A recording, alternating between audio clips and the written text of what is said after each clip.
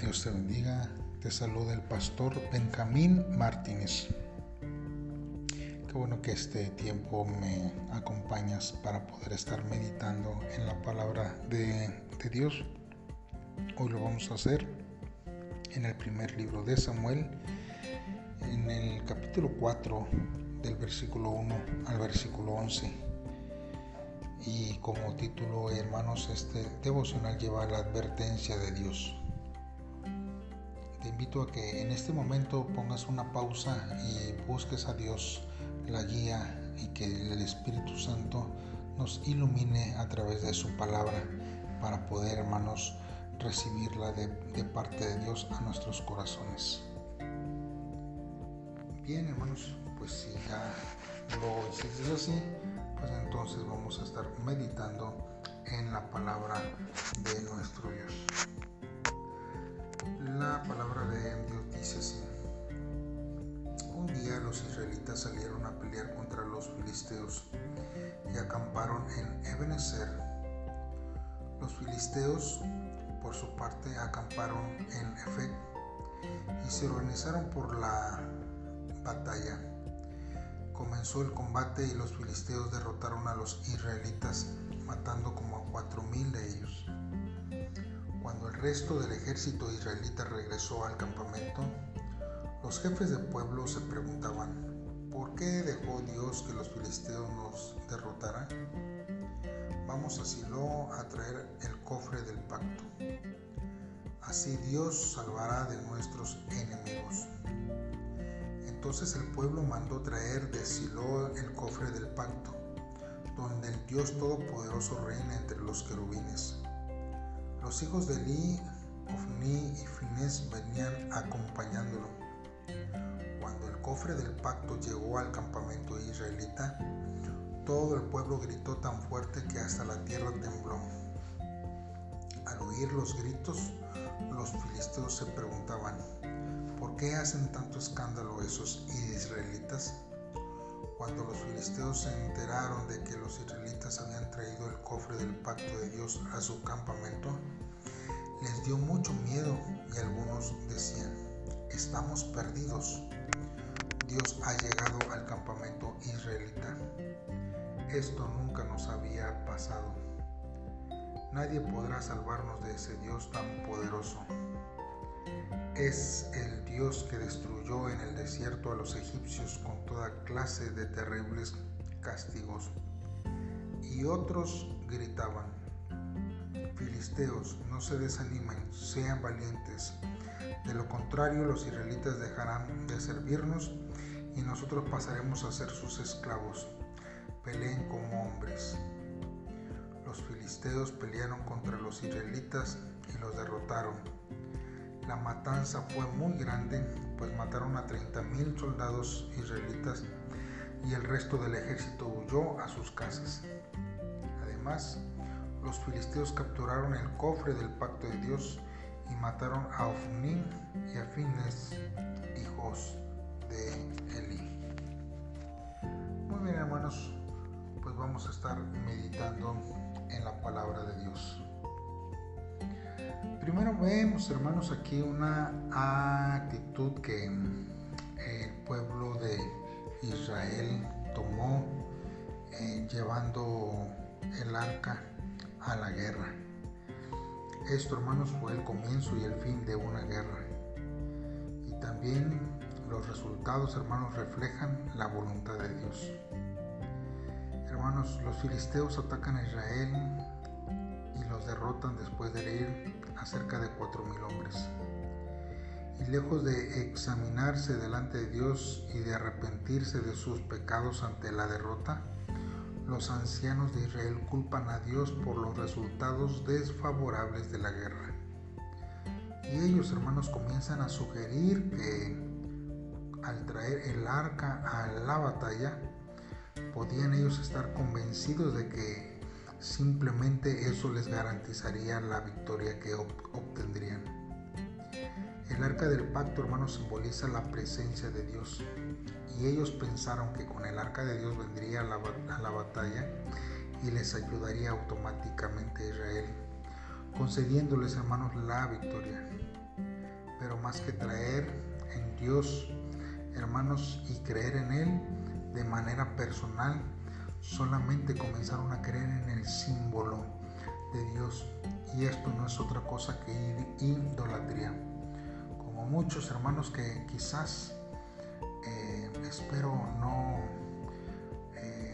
me malentienda o me malinterprete, pero hay muchos hermanos que ponen sus Biblias en la sala como un amuleto, que piensan que Dios les va a proteger, hermanos, pero esto no es así. Cuando Dios no está obrando en los corazones de la gente, pues realmente, hermanos, Dios no obra de esa forma. Por eso, hermanos, así pasó con el pueblo de Israel, pensando que con el arca podrían ganar la victoria. Hermanos, nosotros qué cosas hemos creído que eran parte esencial del Evangelio y no lo eran. ¿Qué pensamos hacer, hermanos? Decir, esto es indispensable para hacer porque esto traerá salvación a mi familia, pero nos hemos dado cuenta que no es así. Tenemos, hermanos, que quitar tradiciones y amuletos que pueden venir a nuestra vida a quitarnos ese honor que Dios tiene para bendecirnos, y que Él, hermanos, no desea que lo recordemos y que vivamos y que tratemos a Dios como el amuleto de la buena suerte para nuestra vida. Cuando nosotros, hermanos, continuando, vemos lo que esta palabra dice, hermanos, vemos que aún, hermanos, el arca del pacto se les es quitada y arrebatada de sus manos. Lo que ellos, hermanos, tenían como símbolo de la presencia de Dios, aún les es robada. Hermanos, pues el arca de pacto, hermanos, llega al campamento y se produce un alboroto, hermanos, en ambos campamentos. Los israelitas gritan de júbilo ante la supuesta presencia de Dios que ellos tenían en su amuleto, mientras que los filisteos, hermanos, tiemblan de miedo. Reconocen que es el Dios que ha herido a Egipto con plagas en el desierto. En contraste, hermanos, con los hombres de Jericó, cuyo ánimo ha desfallecido y quedado sin fuerzas para resistir al poder de Dios, los filisteos, hermanos, se esforzaron, se animaron diciendo que debían ser hombres y pelear, dando lo mejor de sí. Como resultado, hermanos, Israel es derrotado. Ofni y Finés, hermanos, mueren y han iniciado el juicio contra la casa de Elí. El arca de pacto, hermanos, ha pasado a manos de los filisteos como una clara evidencia de Dios contra la idolatría que en ese tiempo se vivía. Hermanos, por eso nosotros tenemos que ver que aunque pudieran, hermanos, unos estar viendo que nosotros somos cristianos como los filisteos con el arca, pero que realmente no está Dios en nuestros corazones, no servirán de nada. Por eso, hermanos,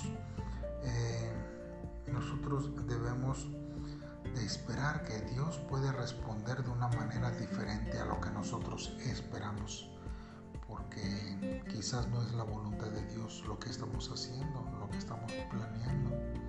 Tenemos nosotros que estar seguros que lo que estamos haciendo es la voluntad de Dios, y de ahí, hermanos, es algo que podemos nosotros crecer y confiar en la palabra de Dios en todo tiempo.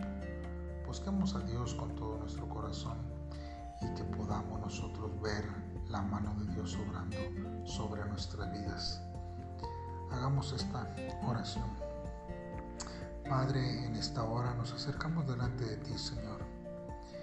Y primeramente, Señor, te damos gracias por enseñarnos que tu presencia no está garantizada solo, Señor, por estar frente del arca del pacto. No nos permitas asistir a la iglesia o a leer tu palabra solo para cumplir con nuestras responsabilidades, sino con un corazón honesto. Deseamos disfrutar de tu comunión tanto en el tiempo de la adoración como durante la predicación y la oración, pues sin ello, Señor, será en vano todos los sacrificios. Será, Señor, como una religión más, donde solamente lo hacemos por conveniencia o porque así nos han enseñado y hemos estado acostumbrados. Ayúdanos a vivir, Señor, conforme a tu voluntad en este tiempo que nos das. En el nombre de Cristo Jesús te lo pedimos, Dios. Amén. Amén. Bien, hermano, Dios te bendiga en este tiempo. Gracias por oír estos devocionales. Te invitamos a que te suscribas y compartas estos devocionales. Ahí dale a la campanita para que puedas estar atento a los nuevos devocionales que se publican cada día, para que puedas estar al pendiente en la hora de publicación.